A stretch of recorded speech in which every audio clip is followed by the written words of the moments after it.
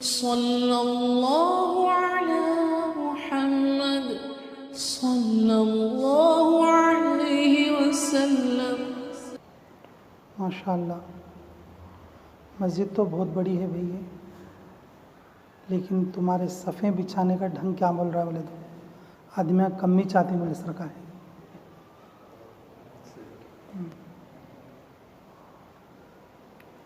बाज़ जगह मस्जिदें छोटी होती हैं लेकिन उसकी भीड़ बहुत ज़्यादा हो जाती है।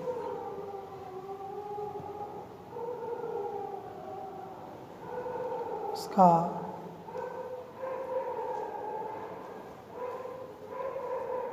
जगह नहीं मिलती मस्जिदों में।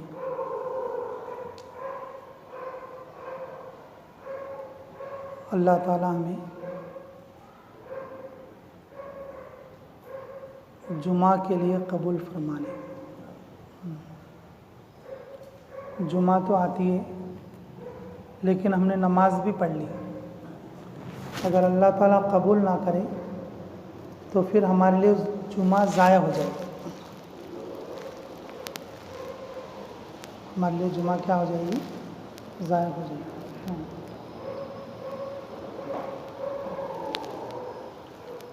असल चीज़ है मेरी अजीज़ों कबूलियत। अल्लाह ताला हमारे को कबूल कर लेना। जुमे के अंदर हम ऐसे अमाल करना, उन अमाल के ज़रिए से अल्लाह हमें कबूल कर लेना। पहला अमल तो यही है कि हम जुमा के लिए जल्दी आएं। जैसे ईद के दिन सुबह जल्दी उठना सुन्नत है, ये खुसूसी सुन्नत है ईद के दिन की। अगर कोई तहज्जुद ना पढ़े, फजर ही पढ़ता हो, लेकिन रोज़ाना के मामूल के हिसाब से पहले उठना सुन्नत है। ये ईद वाले दिन की खुसूसी सुन्नत है। और जुमा भी ईदुल मोमिनीन है। जुमे के दिन सुबह जल्दी उठना ये सोचकर कि मैं जुमे की नमाज में जल्दी जाऊँ, जुमे की नमाज में जल्दी जाऊँ। फिर दूसरा अमल है भाई कि जुमा के लिए आ तो गए हम लोग, जुमा के लिए आ तो गए, लेकिन जुमा में पहली सफ़ में बैठना। किसमें बैठना? पहली सफ़। जी, पहली सफ़ वालों को 3 अजर होते हैं। कितने अजर होते हैं? 3 अजर होते हैं। दूसरी सफ़ वालों को 2 अजर होते हैं और तीसरी सफ़ वालों को 1 अजर होता है। दूसरी रिवायत में फरमाया रसूलुल्लाह सल्लल्लाहु अलैहि वसल्लम ने, पहले सफ़ वालों पर फरिश्ते 3 बार अल्लाह की रहमत की दुआ करते। कितने बार? 3 बार। दूसरी सफ़ वालों पर अल्लाह के फरिश्ते 2 बार रहमत की दुआ करते। तीसरी सफ़ वालों पर 1 बार दुआ करते। उसके बाद जो सफ़ें होती हैं, उसके बाद जो सफ़ें होती हैं तो उन पर रहमत की दुआ नहीं होगी। मामूल नमाज के आने का जो अजर है उनको मिल जाएगा। ये पहले आने वाले लोगों के लिए।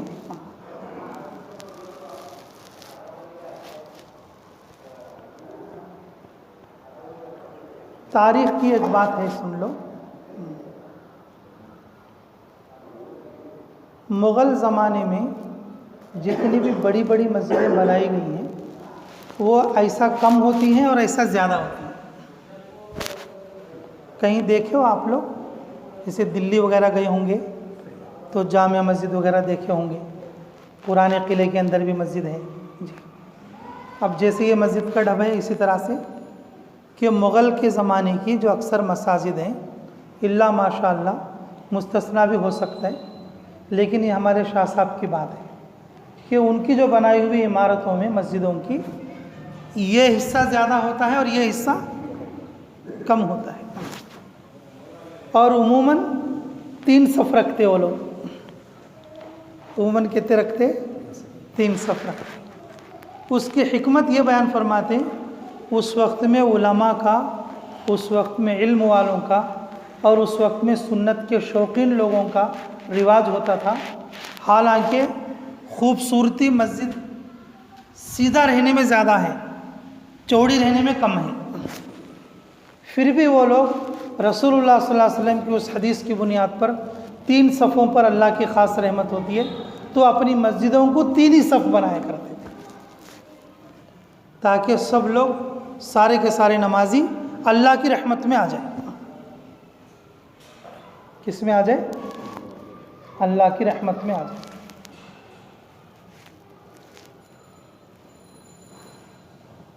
अल्लाह हमें कदरदानी की तौफीक नसीब फरमाए। इसके लिए मेरे भाई हम लोग जो है पहली सफ़ में आना, दूसरा अमल है पहली सफ़ में आना जी। तो आप भी थोड़ा सामने को आ जाओ, भी आ जाओ, आप लोग भी आओ, ऊपर आओ, नीचे ठंडा लगेगा। माशाअल्लाह। और तीसरा अमल बताता हूँ, देखो अल्लाह हम सबको अमल की तौफीक नसीब फरमाए। जिस वक्त में जुमे का खुतबा हो उसको ध्यान के साथ सुनो। जुमे का जो खुतबा होता है ध्यान के साथ सुनो। कभी कभी ऐसा होता है नींद आ जाती है, आदमी तैयार होके आया लेकिन मस्जिद में उसको बैठे बैठे क्या आ गई? नींद आ गई। अब इसी हाल में उसने नमाज पढ़ ली, बताओ जुमा कबूल होगा? अरे भी बोलो, जुमा कबूल होगा? इसमें कोई शर्म की बात नहीं है, इसमें कोई हया की बात नहीं है। अगर वज़ू टूट गया तो भाई वज़ू कर ले, क्या हर्ज है इसमें? भाई नींद का झोंका लग गया, वज़ू जा सकता है। अगर कोई आदमी अत्ताहियात में बैठा है, जुमा में आकर उसने अत्ताहियात में जैसा बैठते हैं वैसे बैठा है, तो उसमें क्या हो गया कि उसको झपकी लग गई, नींद का झोंका लग गया, उसको वज़ू करने की ज़रूरत नहीं। अत्ताहियात के जैसा बैठकर ऐसा हाथ रख के जैसे अत्ताहियात की मिक़दार में बैठा, उसको नींद का झोंका लग गया तो उसे दोबारा वज़ू करने की ज़रूरत नहीं। जैसे हम बैठते हैं, चौपड़ा बोलते हैं इसको, तुम्हारे यहाँ क्या बोलते हैं कि आलती पालती भी बोलते थोड़े इलाके में, थोड़े लोग शक्कर बैठना बोलते थोड़े इलाके में। अब जैसे बैठे हमारे भाई जैसे, इस तरह बैठने को आलती पालती बैठते जी, चौपड़ा मार के बैठना बोलते। इस तरह से बैठकर अगर सो गए तो फिर क्या हो जाएगा? वज़ू टूट जाएगा। देखो भाई, मैं जो कबूलियत की बात कर रहा था, जुमा में भी आया आदमी, नहाया धोया, पहले भी आया, पहली सफ़ में भी पकड़ा और लेकिन सो गया और बगैर वज़ू के क्या कर ली उसने? नमाज पढ़ी। तो बताओ कबूलियत मिलेगी क्या बाबू? बोलो वाह, कबूलियत मिलेगी जी? नहीं मिलेगी ना भाई, कबूलियत तो नहीं मिलेगी ना।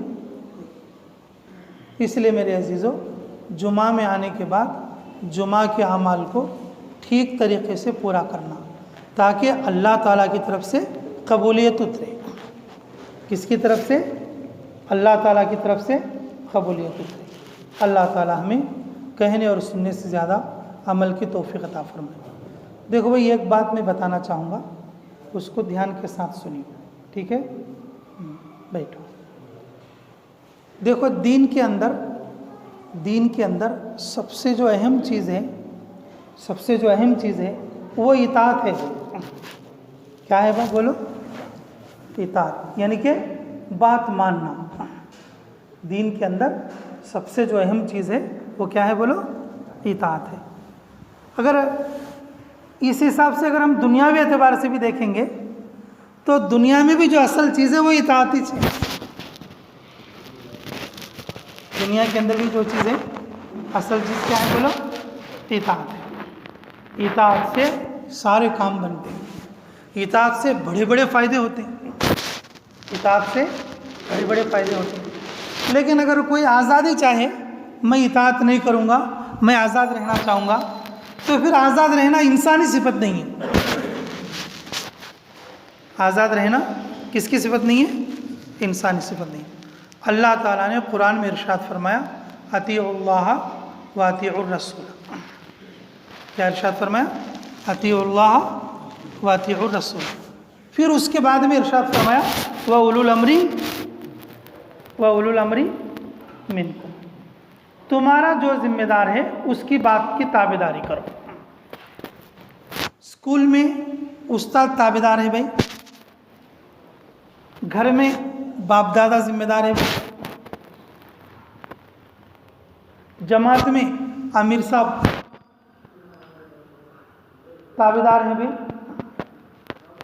और इसी तरीके से कि खेत खलियान में अगर चले गए या काम पर चले गए, वहाँ का मैनेजर जो ठेकेदार है और वो जो है कि क्या है, ताबेदार मतबू है। लेकिन दीन में अल्लाह और उसके रसूल हैं, और जिसके लिए जिस वक्त के लिए जो ताबेदारी के लिए दिए, और वो क्या है कि हमारा मतबू है।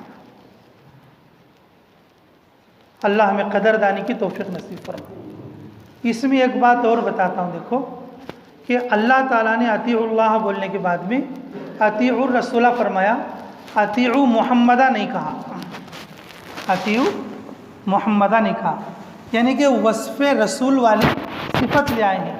और इसकी सबसे बड़ी हिकमत हमारे शाह साहब ये फरमाते कि अतीउ मुहम्मदा कहते तो हुजूर सल्लल्लाहु अलैहि वसल्लम के ज़बान से जितनी बातें निकली हैं, हुजूर सल्लल्लाहु अलैहि वसल्लम की ज़िंदगी में और जितनी बातें तुम देखते हो, वो सारी की सारी बातें आपके ऊपर मानना लाजिम और ज़रूरी हो जाता। अल्लाह ने अतीउर रसूला फरमाया, तो रसूलुल्लाह सल्लल्लाहु अलैहि वसल्लम यानी मोहम्मद सल्लल्लाहु अलैहि वसल्लम रसूल होने की हैसियत से जो बातें आपको बताते, आप उन बातों की इताअत करो। रसूल होने की हैसियत से जो बातें बताते उसकी क्या करो, इताअत करो। फिर तुम ये भी सोचोगे बग़ैर रसूल होने की हैसियत से कौन सी बात बताए रसूलुल्लाह सल्लल्लाहु अलैहि वसल्लम, ये भी जो सोचा होता है। तो उसमें एक बात क्या है, जब मदीना आए रसूलुल्लाह सल्लल्लाहु अलैहि वसल्लम, मदीना मुनव्वरा तशरीफ़ लाए रसूलुल्लाह सल्लल्लाहु अलैहि वसल्लम, तो मदीना वाले साहबा ने पूछा, या रसूल अल्लाह, हम जो है ना मदीना में मुसलमान होने से पहले और आपके आने से पहले खजूर के दरख्त जो होते उनका हम बिया करते थे, उनकी हम शादी करते थे, उनके सीड्स मिलाते थे, एक मर्दवाना झाड़ और एक औरत झाड़, उसके फूल को और थोड़ा खल्त मर करते थे। या रसूल अल्लाह, हम इस्लाम में आ गए हैं कि हम क्या करें? तो हुजूर सल्लल्लाहु अलैहि वसल्लम ने फरमाया, नहीं ऐसा मत करो। उस साल फसल नहीं आई, जाकर बोले, या रसूल अल्लाह, तुमने कहा कि भाई वो खेत के वो ना करें, खेत के पेड़ों का बिया ना करें, कि उनके जो है बीजों की कल्ती ना करें। तो हमने वैसा ही किया, लेकिन फसल तो नहीं आई। तो रसूलुल्लाह सल्लल्लाहु अलैहि वसल्लम ने इरशाद फरमाया, मैं तुम्हारी दुनियावी बात बताने के लिए नहीं आया हूँ,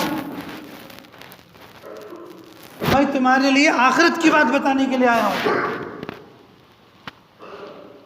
दुनिया के बारे में मुझे ना पूछा करो।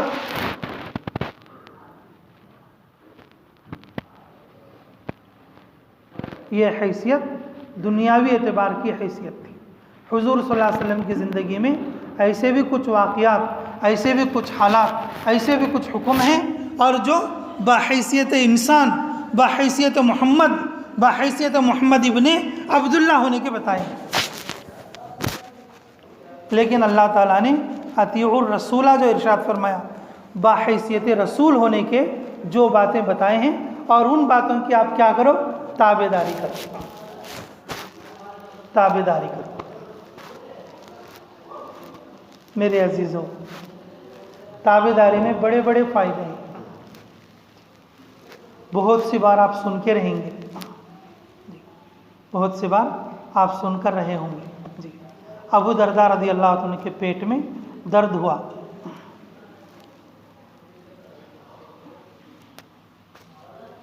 तो हुजूर अकरम सल्लल्लाहु अलैहि वसल्लम ने कहा, नमाज पढ़ो, उसमें शिफा है। नमाज पढ़ने पर आपका पेट का दर्द ख़त्म हो गया। ये एक सहाबी रज़ी अल्लाह तआला अन्हु हैं, और जिनके सिलसिले में उनका जो भाई था उनको जो है पेट चलने लगा था, दस्त हो रहे थे। हुजूर सल्लल्लाहु अलैहि वसल्लम ने फरमाया शहद पिलाओ, और दस्त ज़्यादा हो गए। या रसूलल्लाह दस्त और ज़्यादा हो गए, जुलाबा और ज़्यादा हो गए। तो बोले और भी पिलाओ, बोले और ज़्यादा हो गए, न कहा और भी पिलाओ। या रसूलल्लाह कम हो गए। तो फरमाया रसूलुल्लाह सल्लल्लाहु अलैहि वसल्लम ने, अल्लाह का फरमान सच्चा है और तेरे भाई का पेट झूठा है।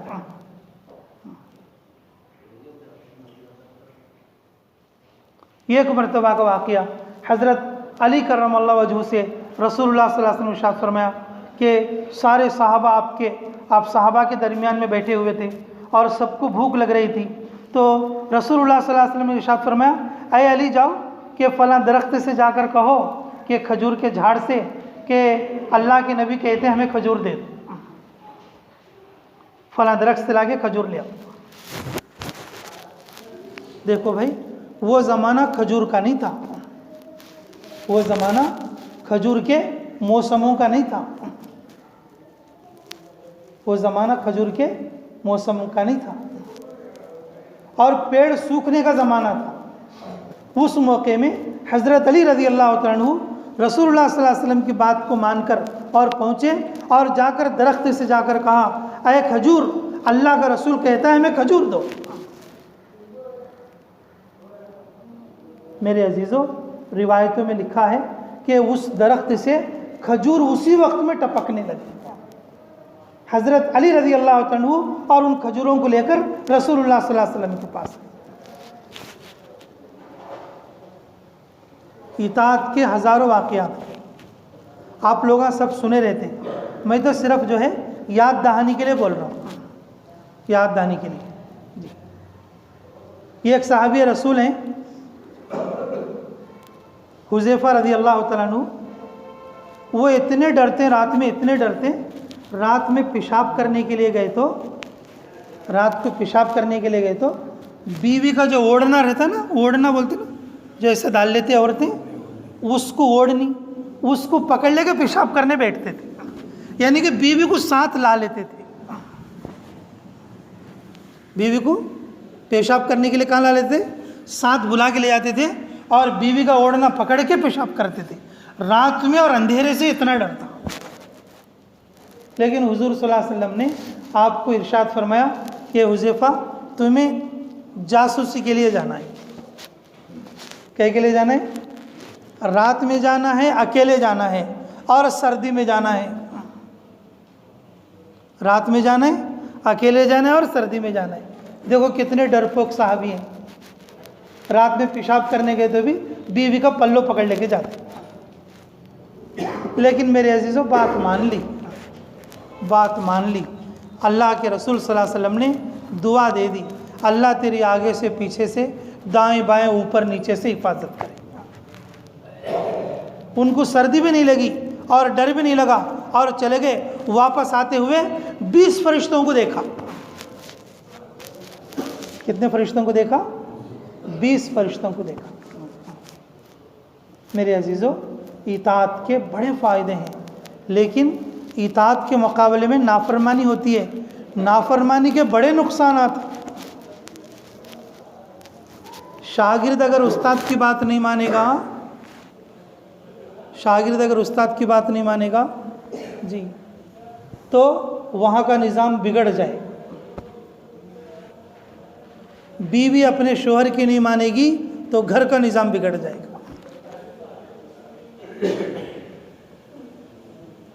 मजदूर ठेकेदार की बात नहीं मानेगा तो वो काम बिगड़ जाएगा। वो तिदूर क्या जाना, इमाम साहब अभी नमाज पढ़ाते, भाई मुक्तदी ताबेदारी करना चाहिए, नाफरमानी करना चाहिए? अरे भाई बोले तो सही। अगर कोई मुक्तदी ये कहे कभी इमाम साहब रुकू में गए तो हमें जाना क्या, मैं नहीं जाता, मैं मेरी मर्जी करता। बोलते अगर कोई रुकू में ना जाए तो भाई नमाज रहेगी उसकी। अरे भाई बोलो, इमाम साहब जब भी बोलते रुकू में जाना, इमाम साहब जब भी बोलते सजदे में जाना, मैं ऐसा नहीं करूँगा। जब इमाम साहब रुकू में जाएंगे तो मैं सजदे में जाऊँगा, और जब इमाम साहब सजदे में जाएंगे तो मैं रुकू में जाऊँगा, तो नमाज होगी।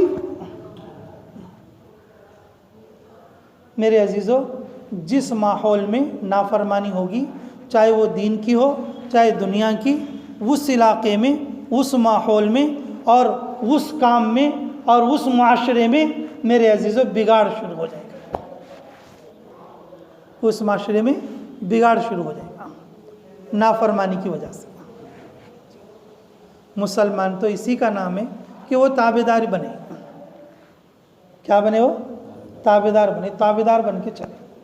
वह उलुल अम्री मिनकुम, जिस वक्त में जिसका जो अमीर है, जो जिसके मातहत है, उसकी ताबेदारी करें।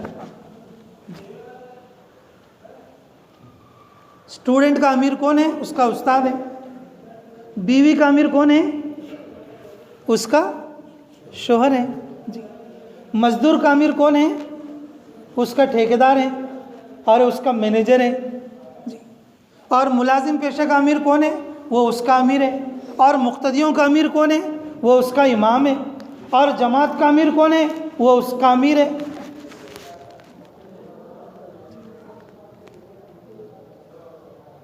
नाफरमानी से बड़े बड़े नुकसान होते हैं।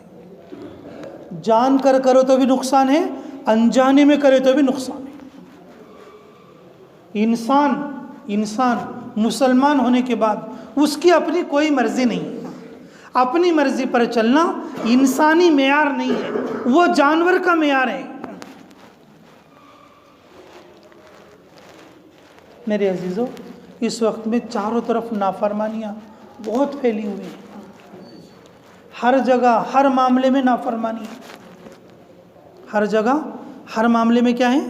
नाफरमानी है।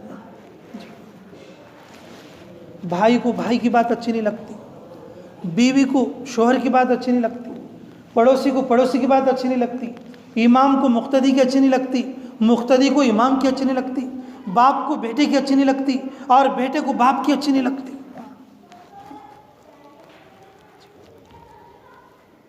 अपनी मर्जी। मेरे अजीज़ों, अपनी मर्जी पर चलकर ना कोई कामयाब हुआ है और ना कामयाब हो सकता। ना कामयाब हुआ है, ना कामयाब हो सकता।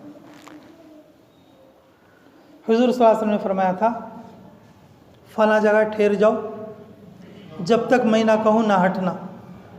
वहद के मैदान में, वहद के मैदान में जब तक मैं ना कहूँ हटना नहीं। सहाबा करम क्या समझे? ये जो कहना है ये सिर्फ जंग के वक्त तक के लिए है। अब जंग ख़त्म हो गई, उस जगह से हट जाओ। सहाबा करम हट गए, 70 सहाबा शहीद हो गए। आज भी वहद का मैदान चीख चीख के ये कह रहा है, इताअत करो, नाफरमानी मत करो। नाफरमानी करने से बड़े बड़े नुकसान आएंगे। नाफरमानी करने से बड़े बड़े नुकसान आएंगे। बीवी शोहर की नाफरमानी करेगी, 1 साल तक उस पर अल्लाह की लानत होगी। बेटा बाप की नाफरमानी करेगा, साल तक अल्लाह की लानत होगी उसके ऊपर। मजदूर अपने मालिक की नाफरमानी करेगा, 1 साल तक अल्लाह की लानत होगी उस पर।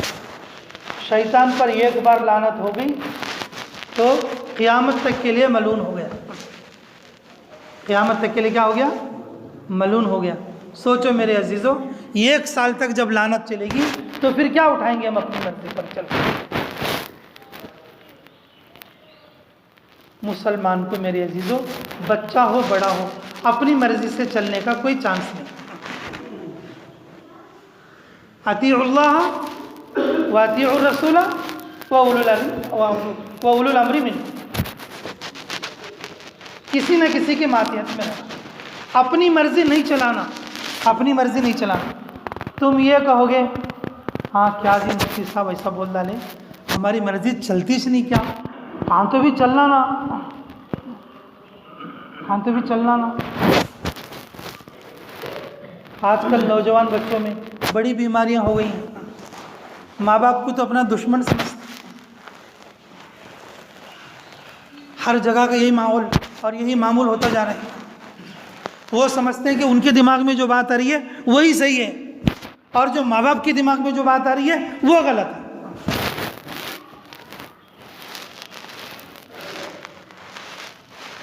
उलाइका कल अनाम बलहुम अज़ल, ये दूसरा मौजू है। देखो उसमें जाना नहीं चाह रहा हूँ क्योंकि वक्त पे अल्लाह ताला ने अपनी मर्ज़ी पर चलने वालों को इंसानी मेयार से हटाकर जानवरों की लिस्ट में डाल दिया।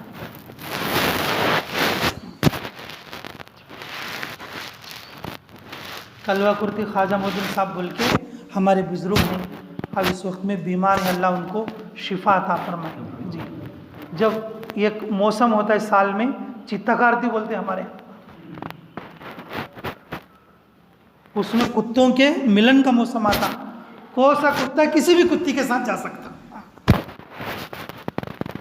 कोई सा भी कुत्ता किसमें जा सकता, किसी भी कुत्ते के साथ जा सकता। कोई पाबंदी है क्या भाई? अरे भाई कोई पाबंदी है? इंसान वैसे है क्या बात? इंसान अपनी मर्जी ऐसा चला सकते क्या? बोल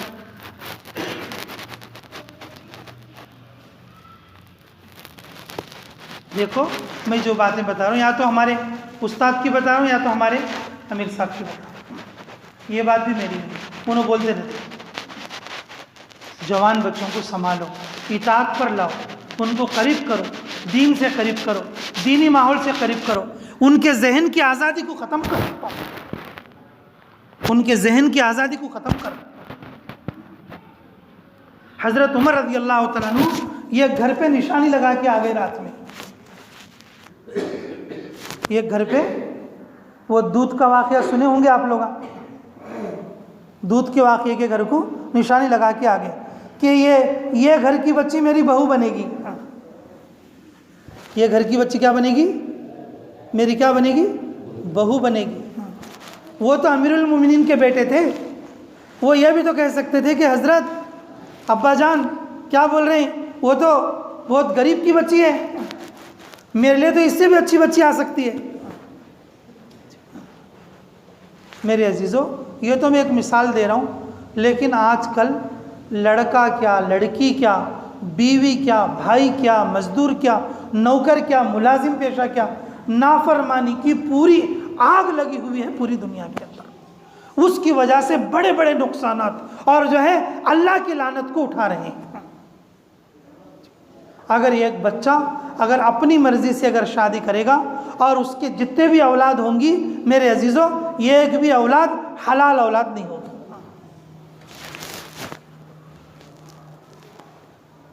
क्या अजीब व गरीब मसाइल और जो है दीन इस्लाम के अंदर है, लेकिन किस तरह से इंसानियत आज़ादी की तरफ जा रही, इताअत की तरफ नहीं आ रही। तो आखिर में मैं ये बात बताना चाह रहा हूँ, तुम ये कहोगे अभी हमें हमारी मर्जी चलना चाहिए क्या, हमारी कोई राय नहीं चलती क्या, हमारी कोई बात ही नहीं चलती क्या, हमें हर जगह इताअत ही करना क्या, हर जगह बात ही मानना क्या, अपनी मर्जी कब चलेगी, अपनी मर्जी कब चलेगी? मेरे भाई, इसके लिए ज़बरदस्त चांस है, वो है गुनाह से बचने का मौका। कौन सा मौका भाई बोलो? अरे भी बोलो, कौन सा मौका? गुनाह से बचने का मौका। जुलेखा ने यूसुफ अलैहिस्सलाम को 7 दरवाज़ों के अंदर बंद कर दिया। कितने दरवाज़ों में बंद कर दिया? अरे बात समझ में आ रही ना? हाँ, मैं इशारा करके चल रहा हूँ, पूरा वाक़या ना बतलाते हुए, ताकि थोड़े वक्त में ज़्यादा बात हो जाए। अगर एक आदमी के भी समझ में आ गई तो मेरा मकसद हल हो जाएगा।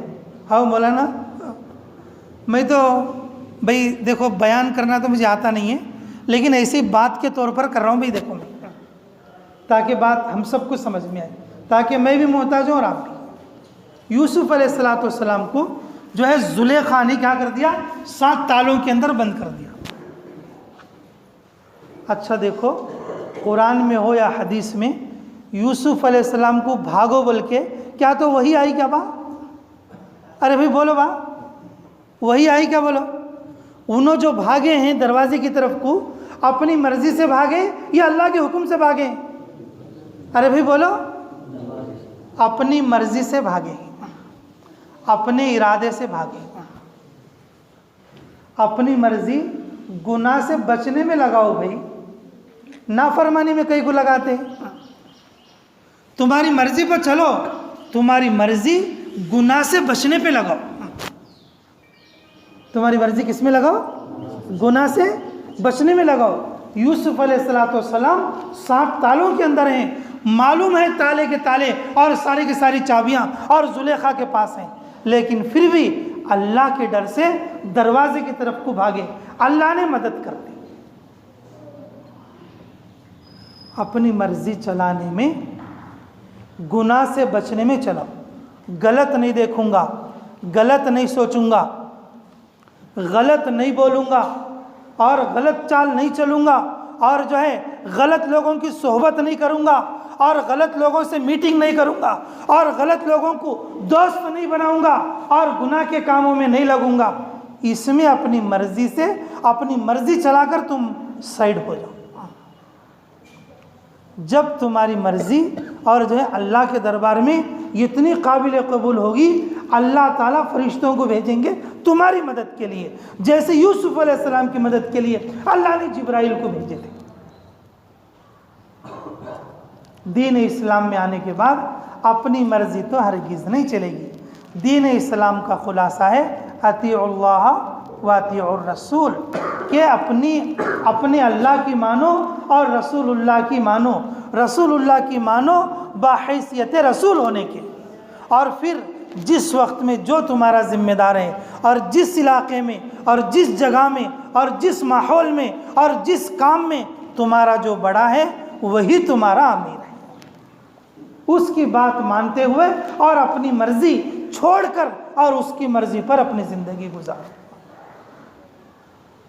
अपनी मर्जी अगर चलाना हो, गुनाह के छोड़ने में चलो।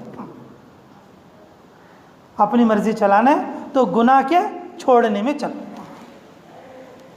अगर कोई दीन इस्लाम में रहते हुए अपनी मर्जी चलाएगा और अपने बड़ों की मर्जी नहीं चलाएगा तो मेरे अजीज़ों, अल्लाह की लानत, बड़ी बड़ी लानत बरसेगी, बड़े बड़े नुकसानात होंगे।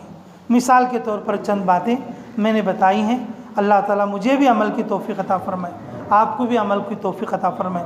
खुसूसन मैं जहाँ भी बयान करता हूँ, जुमा में या बड़े इज्तिमात में, मेरा यही फ़िक्र होती है कि नौजवान बच्चों को संभालो, छोटे छोटे बच्चों को संभालो, उनकी दीनी हालत पर फ़िक्र करो, और जो नौजवान बच्चे हैं उनको संभालो और उनको जो है सही रास्ते पर लाने की तरकीब दो। हर आदमी अपने अपने माहौल के और अपने अपने बच्चों को दुरुस्त करो। जब ये सही रहेंगे, आगे चलकर हमारी बुनियाद सही रहेगी। इस वक्त में पूरी दुनियावी सतह पर कि मुसलमानों की और इस्लाम को और मुसलमानों की और दुरुस्तगी को और मुसलमानों की हिल्लत को ख़राब करने की पूरी कोशिश की जा रही है, पूरी कोशिश की जा रही है। ये जो माहौल बन रहा है वो हमारे मुसलमानों को, मुसलमान बच्चों को बिगाड़ने के लिए माहौल बन रहा है। ये आज़ादी का माहौल, ये इंसानियत को ख़त्म करके जानवर वाला माहौल ये जो आ रहा है, ये इस्लाम को नुकसान पहुंचाने के लिए। इसलिए मेरे अजीज़ों कि अपने आप को इताअत पर लाने की कोशिश करो और अपने नौजवान बच्चों की हिफाजत करो और अपने छोटे बच्चों की और अभी से और दीनी तरबियत करने की कोशिश करो। अल्लाह मुझे कहने और आप लोगों को सुनने से ज़्यादा अमलों की तौफीक बनाना। वाखिर दावाना अल्हम्दुलिल्लाहि रब्बिल आलमीन।